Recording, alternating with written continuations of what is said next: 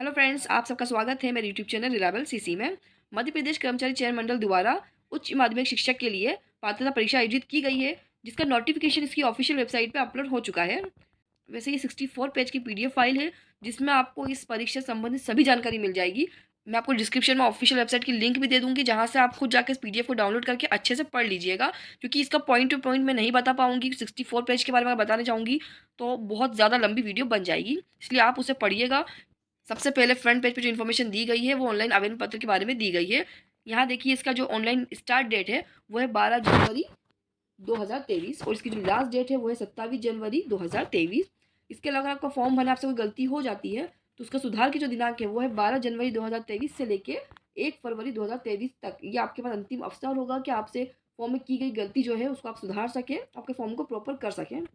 उसके बाद यहाँ पे जो है परीक्षा दिनांक और दिन के बारे में बताया गया है।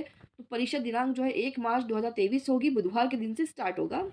उसके बाद यहाँ आपको बताई गई है फीस क्या होगी। तो जो जनरल हैं उन स्टूडेंट्स की फीस है 600 रुपये प्रति प्रश्न, और जो SC ST OBC विकलांग इन स्टूडेंट्स के लिए जो है फीस 300 रुपये प्रति प्रश्न रहेगी। अच्छा, ये जो फैसिलिटी दी गई है SC ST और OBC और विकलांग के लिए, ये केवल MP के मूल्यवासी के लिए ही है। अगर आप दूसरे स्टेट से बिलोंग करते हैं तो आपको नॉर्मल 600 रुपये ही फीस लगेगी। इसके अलावा नीचे यहाँ बताया गया है कि MP ऑनलाइन का जो पोर्टल फीस है वो 60 रहेगा, फॉर्म भरने का जो पोर्टल फीस है वो 20 रहेगा। मतलब 600 300 के अलावा आपको ये 80 रुपये जो है और पे करना होंगे। उसके बाद यहाँ पे ऑनलाइन परीक्षा पद्धति समय सारणी के बारे में बताया गया है। परीक्षा दिनांक एवं दिन जो है वो 1 मार्च 2023 बुधवार होगा। इसमें 2 शिफ्ट होगी, प्रथम और द्वितीय। प्रथम जो शिफ्ट होगी उसके अंदर जो अभ्यर्थी हैं उनको जो रिपोर्टिंग टाइम रहेगा वो 7 से 8 बजे तक का रहेगा, और निर्देश पढ़ने का जो समय उनको दिया जाएगा वो 10 मिनट का दिया जाएगा। उसके बाद जो उत्तर देने का समय है वो 2.5 घंटे का रहेगा, सुबह 9 से 11:30 बजे तक का। सेकंड शिफ्ट के जो स्टूडेंट्स रहेंगे उनका दोपहर 12 से 1 बजे तक रिपोर्टिंग टाइम रहेगा। फिर उनको 10 मिनट जो है निर्देश पढ़ने के लिए दिए जाएंगे, और 2 से 4:30 बजे तक का जो है उनका उत्तर अंकित करने का समय होगा। यहाँ जो नीचे टिप्पणी दी गई है इसको बहुत गौर से पढ़िएगा, ये बहुत इंपॉर्टेंट है। होता क्या है कि कई स्टूडेंट्स जो है उनको लास्ट में मालूम होता है, ये लास्ट में फॉर्म फिल करने जाते हैं। अब फॉर्म फिल करने के बाद मालूम पड़ता है कि उनका जो आधार कार्ड अपडेट नहीं है, या उसमें कोई डेटा मिसमैच हो रहा है, या मोबाइल नंबर लिंक नहीं है, बायोमेट्रिक अपडेट नहीं है। वो काफ़ी परेशान होते हैं, क्योंकि इन सब चीज़ को सॉल्व करने में भी टाइम लगता है। इसलिए फॉर्म फिल होने के पहले भी आपके पास में टाइम है, तो आप अपने ID कार्ड्स को जो है उनको बिल्कुल सही कर लीजिए, आधार कार्ड को पूरी तरीके से अपडेट करके तैयार रखिए, ताकि आपको लास्ट टाइम पे जो है दिक्कत ना हो। यहाँ विषय सूची दी गई है, मतलब इस पीडीएफ में आपको क्या क्या डिटेल मिलेगी आगे, यहाँ उसका मेन पॉइंट दिया गया है। जैसे सबसे पहला जो है वो उच्च माध्यमिक शिक्षक के लिए पात्रता परीक्षा विभागीय नियम क्या होंगे उसकी जानकारी पेज नंबर 3 से पेज नंबर 4 तक आपको मिल जाएगी। सेकंड नंबर जो है मध्य प्रदेश कर्मचारी चयन मंडल के परीक्षा संचालन नियम, मतलब जो परीक्षा चयन मंडल है उसके नियम क्या होंगे उसकी जानकारी पेज नंबर 5 से 15 तक रहेगी। फिर तीसरे नंबर पे है परीक्षा का पाठ्यक्रम क्या होगा, उसकी इन्फॉर्मेशन आपको 16 से 56 पेज नंबर तक आपको मिल जाएगी। उसके बाद आपको यहाँ पे मुख्य विषयों के 6 विषयों की सूची मिल जाएगी, जो 57 से 63 नंबर के पेज पे आपको अवेलेबल होगी। उसके बाद जो चौथे नंबर पे पॉइंट है, ये ऑनलाइन आवेदन पत्र का एक प्रारूप है, प्रारूप 1। ये बहुत इंपॉर्टेंट है, क्योंकि जब आप ऑनलाइन फॉर्म फिल करने जाएंगे वहाँ पे आपको ये प्रारूप जरूर लगता है। यहाँ जो अध्याय 1 है, यहाँ विभागीय नियम बताए गए हैं, जिसमें सबसे पहले हम पढ़ेंगे मेन जो पॉइंट है, ये जो पद है जिसकी वैकेंसी निकली उसका पद का नाम क्या है, तो उसका नाम है उच्च माध्यमिक शिक्षक, मतलब वर्ग 1 हाई स्कूल टीचर। इसकी जो श्रेणी है, कैटेगरी है जो है वो सेकंड द्वितीय की श्रेणी में आती है। उसके बाद जो आवेदन पत्र जो है वो जो निर्देश है पुस्तिका बनाई गई है वो विभाग के निर्देश अनुसार ही बनाई गई है। और जो परीक्षा केंद्र में जो परीक्षा केंद्र डिसाइड किए जाएंगे कि कहाँ कहाँ होंगे और एग्जाम्स किस तरीके से होंगे, इस सब का जो है निर्देश अनुसार होगा, जो कि कर्मचारी चयन मंडल द्वारा ही किया जाएगा। उसके बाद यहाँ बात करते हैं एजुकेशन क्वालिफिकेशन की, कौन कौन इसको फिल कर सकता है, क्या क्वालिफिकेशन इसके लिए रिक्वायरमेंट है। तो सबसे पहले तो ये है कि आप जिस भी सब्जेक्ट के लिए अप्लाई करना चाहते हैं उसमें आपका PG कोर्स कंप्लीट होना चाहिए, स्नातकोत्तर उपाधि आपके पास में होना चाहिए। उसके साथ ही B.Ed या B.Ed के इक्वल कोई डिग्री आपके पास में होना चाहिए। जो संस्कृत पाठशाला है उससे रिलेटेड आपको डिग्री होना चाहिए, अगर आप अप्लाई कर रहे हैं संस्कृत के लिए तो, अदरवाइज आपको इसकी रिक्वायरमेंट नहीं होगी। उसके बाद यहाँ 6 नंबर के जो पॉइंट पे हम देखेंगे कि कितने परसेंट, न्यूनतम कितने प्रतिशत पे आप जो है इसको क्वालिफाई कर पाएंगे, उसमें आप पास कहलाएंगे। तो जो SC ST OBC विकलांग और EWS की कैटेगरी के आते हैं उनको मिनिमम 50% भी अगर वो लेकर आ जाते हैं तो वो क्वालिफाइड कहलाएंगे। बाकी जनरल वाले हैं उनके लिए 60% ही रहेगा। स्पष्टीकरण के अंदर आपको जो है पूरी डिटेल में समझाया गया है कि कितने परसेंटेज होना चाहिए, कौन कौन से डॉक्यूमेंट होना चाहिए, ये सब आप अच्छे से पढ़ लीजिएगा, ये आपको बाद में बहुत काम आने वाले हैं। उसके बाद हमें नीचे की ओर आके और देखते हैं यहाँ पे आपको वेतन के बारे में बताया गया है, तो न्यूनतम में जो वेतन होगा 36,200 प्लस महंगाई भत्ता आपको दिया जाएगा और ये जो वेतन है वो भर्ती नियम 2018 के नियम 13 के अनुसार ही आपको देय होगा। अब यहाँ पे आपको नियम और निर्देश बताए गए हैं कि किस तरीके से आपको जो है परीक्षा जो संचालन की जाएगी और कैसे आपको फॉर्म वगैरह फिल करना है। तो सबसे पहले यहाँ पे क्लियर कर दिया गया है कि ये केवल ऑनलाइन ही फिल किए जाएंगे, ऑफलाइन कोई किसी भी तरीके से आप आवेदन नहीं कर सकते हैं, इसलिए आप इसको ऑनलाइन ही फॉर्म फिल करें। साथ ही आपको ये चीज़ भी क्लियर कर दी गई है कि अगर आप फॉर्म फिल करते वक्त कोई भी गलत इन्फॉर्मेशन देते हैं, कोई भी गलत आईडी लगाते हैं या कुछ भी आप उसमें से चीज़ करते हैं जो कि रियल में नहीं है, गलत है, तो आपको जो है आपका जो फॉर्म है वो निरस्त कर दिया जाएगा। साथ ही आप पे जो है कानूनी कार्रवाई भी की जा सकती है। इसके अलावा यहाँ नीचे इस पॉइंट में बताया गया है कि आपको जो परीक्षा हॉल में जाते वक्त आपको किन किन चीज़ों की रिक्वायरमेंट होगी उसको भी पढ़ लीजिएगा। मेन जो पॉइंट दिया गया है, जब आपका जो एडमिट कार्ड आएगा वो एडमिट कार्ड आपके साथ में होना चाहिए, काला बॉल पॉइंट होना चाहिए, साथ ही कोई आपके पास आईडी कार्ड होना चाहिए, जैसे पैन कार्ड, आधार कार्ड, ड्राइविंग लाइसेंस, ये इसमें से कोई भी आपके पास में डॉक्यूमेंट हो आप उसको एज आईडी यूज़ कर सकते हैं। उसके बाद आपके पास जैसे इलेक्ट्रिक डिवाइस आप नहीं लेके जा सकते हैं, ठीक है। इसके अलावा आपको डिटेल दी गई है जो आप अच्छे से इसको पढ़ लीजिएगा। फिर यहाँ पे जो ये आ नंबर का यहाँ डिटेल बताई गई है कि जो निःशक्त हैं उनको क्या क्या फैसिलिटी दी गई है और क्या क्या फैसिलिटी का लाभ वो ले सकते हैं। जो दिव्यांग है वो इनको अच्छे से पढ़ लीजिएगा। यहाँ पे उनको टाइम की छूट भी दी गई है, उसको भी आप पढ़ लीजिएगा अच्छे तरीके से। और ये सिर्फ केवल उन्हीं लोगों के लिए है जो दिव्यांग हैं, जो हैंडीकैप्ड हैं, ये इन्फॉर्मेशन उन्हीं के लिए है। बाकी जो नॉर्मल है उनके लिए रिक्वायरमेंट नहीं है कि उसको आप पढ़ें। उसके बाद यहाँ पे एडमिट कार्ड के बारे में बताया गया है। एडमिट कार्ड जो है वो आपको ऑफिशियल वेबसाइट से ही डाउनलोड करना होगा। यहाँ एडमिट कार्ड जो है 2 पार्ट में आएगा। पहला जो पार्ट होगा उसमें आपका आवेदक का नाम, परीक्षा का नाम, रोल नंबर और परीक्षा केंद्र की जानकारी होगी। जो सेकंड पार्ट होगा उसमें आप जो फॉर्म फिल करेंगे उस टाइम आपको कोई स्थायी चिन्ह के बारे में बताना होगा वो, और साथ में आप जो भी डॉक्यूमेंट अटैच कर रहे हैं उसका नंबर जो है उस पर अंकित होगा। इसके अलावा जब आप अंदर इंटर करेंगे एग्जाम हॉल में, तब आपको वहाँ पे जो भी चेकिंग करने वाले रहेंगे उनके सामने आपको ब्लैक पेन से साइन करनी होगी, उल्टे हाथ का अंगूठा लगाना होगा और साथ ही आपको जो है ब्लैक पेन से जो है आपको कुछ उनको लिख के, मतलब डिक्लेरेशन लिख के दिखाना होगा उस पेज के ऊपर। नेक्स्ट जो पॉइंट है वो है मूल्यांकन पद्धति का, जो कि बहुत इंपॉर्टेंट है। इस बार इसमें माइनस मार्किंग भी दे दी गई है। आपको प्रत्येक सही जवाब देने पर 1 अंक मिलेगा और 4 क्वेश्चन के गलत जवाब देने पर आपका 1 अंक काटा भी जाएगा, इसलिए बहुत सोच समझ के आप आंसर दीजिएगा।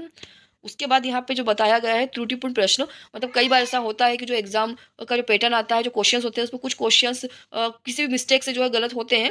उस मिस्टेक के बारे में जानकारी यहाँ पे दी गई है कि जैसे प्रश्न की संरचना गलत हो या फिर विकल्प गलत दे दिए गए हों या कुछ जो ट्रांसलेशन हो वो गलत दे दिया गया हो या टाइपिंग में या प्रिंटिंग में कोई मिस्टेक कर दी गई हो। ऐसे जो क्वेश्चन वो होंगे, क्वेश्चंस होंगे, उसको जो है उनको जो है ये निरस्त कर दिया जाएगा। अब निरस्त कभी ऐसा होता है कि कुछ क्वेश्चन निरस्त कर दिए जाएंगे तो उसके बाद फिर मूल्यांकन कैसे किया जाएगा, तो वो यहाँ पे आपको उदाहरण के तौर पे बताया गया है। उसके बाद जो परीक्षा का परिणाम है वो नॉर्मलाइजेशन पद्धति से ही किया जाएगा, जो कि हर बार किया जाता है।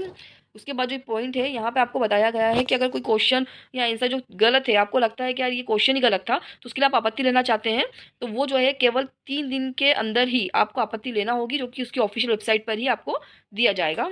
उसके बाद जो नेक्स्ट पॉइंट है वो है अनुचित साधन का, मतलब एग्जाम हॉल के अंदर आपको क्या क्या चीज़ नहीं लेके जाना है और क्या क्या बिहेवियर आपको नहीं रखना है। नॉर्मल देखिए यहाँ पे लिखा है कि आपको कोई भी मोबाइल फ़ोन, कैलकुलेटर, टैब वगैरह, घड़ी वगैरह, इलेक्ट्रिक डिवाइस यूज़ नहीं करना है, चिल्लाना बोलना, कोई भी ऐसी चीज़ नहीं करनी जिससे एग्जाम हॉल में डिस्टर्ब हो। साथ ही कोई आपको किसी भी तरीके से कोई लिखा पढ़ी या फिर हैंड राइटिंग से लिखना या फिर किसी भी तरीके की चीटिंग आपको नहीं करना है।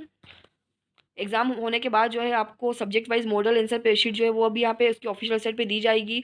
साथ ही आपको जो है इसकी आंसर की भी अपलोड की जाएगी। ये जो नेक्स्ट पॉइंट है परीक्षा परिणाम का, यहाँ पे आपको केवल ये दिखाई देगा कि आप क्वालिफाइड हैं या डिसक्वालिफाइड हैं। खंड बा में देखिए आपको इन्फॉर्मेशन दी गई है कि आपको ऑनलाइन अप्लाई करने के लिए क्या क्या डॉक्यूमेंट्स की रिक्वायरमेंट होगी। तो इसमें आपको एक प्रारूप 1 की रिक्वायरमेंट होगी, जो कि इसी PDF में आपको लास्ट में दिया गया है।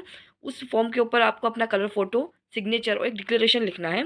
उसके बाद आपको अपनी डेट ऑफ बर्थ प्रूफ के लिए 10th या 12th का रिजल्ट देना है, जिसके अंदर आपकी डेट ऑफ बर्थ मेंशन की गई हो, और स्कैन करके आपको उसको अपलोड करना है।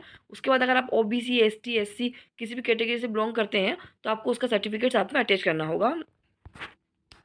उसके बाद ये 2.70 नंबर का जो पॉइंट है इसको आप ध्यान से पढ़ लीजिएगा। इसमें आपको फोटो सिग्नेचर से रिलेटेड कुछ इंस्ट्रक्शन दिए गए हैं, जैसे आपका फोटो स्ट्रेट होना चाहिए, क्लियर होना चाहिए और 3 महीने से ज़्यादा पुराना नहीं होना चाहिए। साथ ही जो आपके सिग्नेचर वो कैपिटल में नहीं होना चाहिए, और इसके अलावा आपका जो सिग्नेचर आपको फोटो के ठीक नीचे करना है और उसकी जो क्वालिटी अच्छी होना चाहिए और फोटो के बैकग्राउंड जो है वो वाइट होना चाहिए।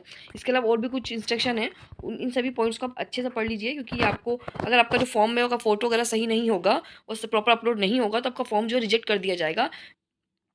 यहाँ 2.18 नंबर का जो पॉइंट है आपको यहाँ बताया गया है कि आपको एमपी ऑनलाइन कियोस्क पे जाकर क्या क्या डॉक्यूमेंट लेके जाना है और क्या क्या अपलोड करना है, जैसे आपको फोटो, सिग्नेचर और जो डॉक्यूमेंट्स आपको मैंने भी ऊपर बताए हैं, ये सब चीज़ें आपको उनको देना है एमपी ऑनलाइन पे जाकर और प्रॉपर तरीके से अपलोड करवाना है। 2.19 में आपको जो है ऑनलाइन आवेदन भरने के संबंध में निर्देश दिए गए हैं, जिसमें क्लियर कर दिया गया है कि रात बजे तक के फॉर्म भरे जाएंगे। इसके अलावा जो भी जानकारी आप दे रहे हो उसका पूरा जो है उत्तरदायित्व तो आवेदक का ही होगा।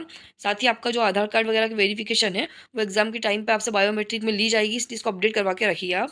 उसके अलावा जो है यहाँ पे 2.20 है, उसमें ऑनलाइन आवेदन पत्र भरने की व्यवस्था के बारे में बताया गया है कि ये फॉर्म कहाँ से फिल होगा। तो ये फॉर्म जो है इसकी ऑफिशियल वेबसाइट peb.mponline.gov.in के माध्यम से भरा जाएगा।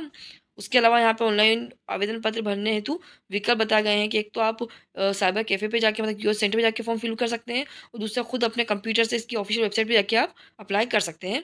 यहाँ पे आपको एमपी ऑनलाइन की वेबसाइट पे सिटीजन सर्विस का ऑप्शन मिल जाएगा, यहाँ से आप खुद अप्लाई कर सकते हो। अगर आप नहीं कर पा रहे हैं तो आप एमपी ऑनलाइन कियोस्क पे जाके करवा सकते हैं।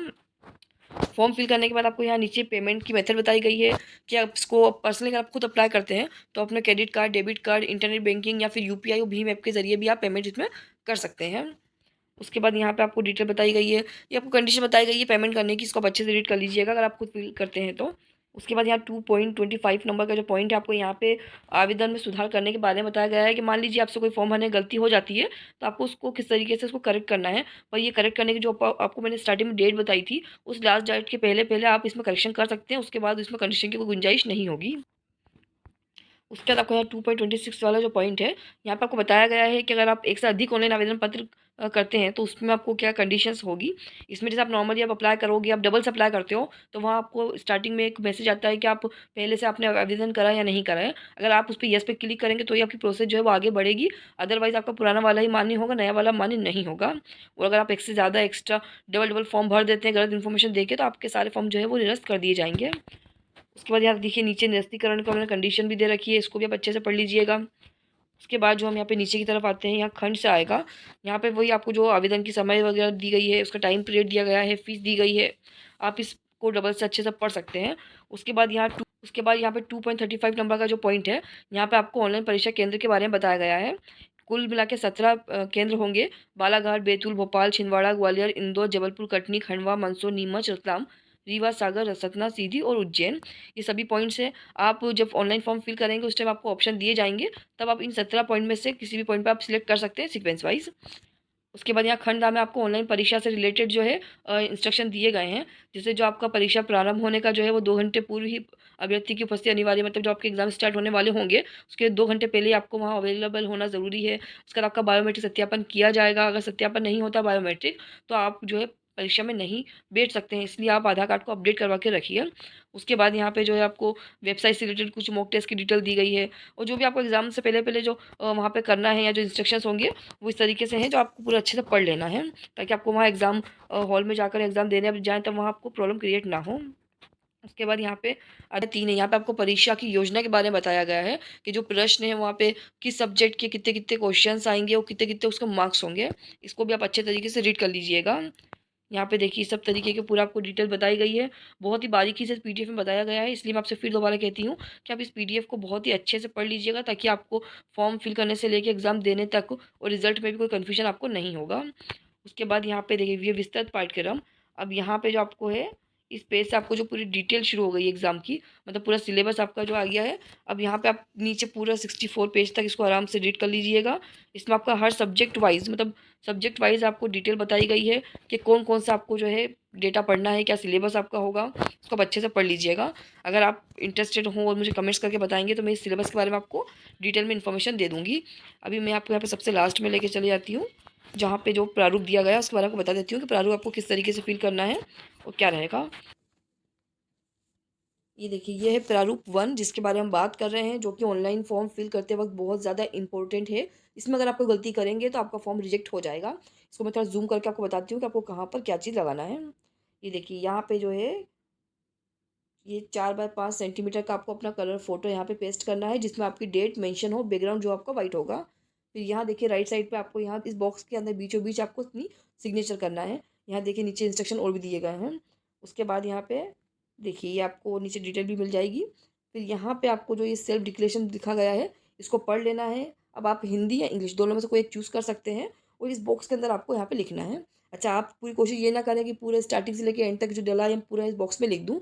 जितना भी आप इसमें लिख सकते हैं, जितने भी आपकी राइटिंग में आ रहा है छोटी-बड़ी साइज़ के हिसाब से, उतना इस बॉक्स में डालिए। बिना मतलब पास-पास लिखने की कोशिश ना करें, क्योंकि अगर आप गंदी राइटिंग में लिखेंगे तो फिर आप वहाँ जो एग्ज़ाम हॉल में आप लिख के दिखाएँगे तो आपको वहाँ पे जो है प्रॉब्लम क्रिएट होगी। इसलिए बॉक्स के अंदर जो है कॉपी करिए। यहाँ पे देखिए लिखा भी है कि ऊपर दिए गए घोषणा को बॉक्स नंबर 3 के अंदर कॉपी करना है, और यहाँ पे जो फ़ोटो की डिटेल भी दी गई है। तो आपको इस फॉर्म में अपना फ़ोटो लगाकर, सिग्नेचर करके और सेल्फ डिक्लेरेशन लिख कर, स्कैन करके अपलोड करना है। अगर कोई वीडियो पसंद आई हो तो लाइक करें, शेयर करें, सब्सक्राइब करें।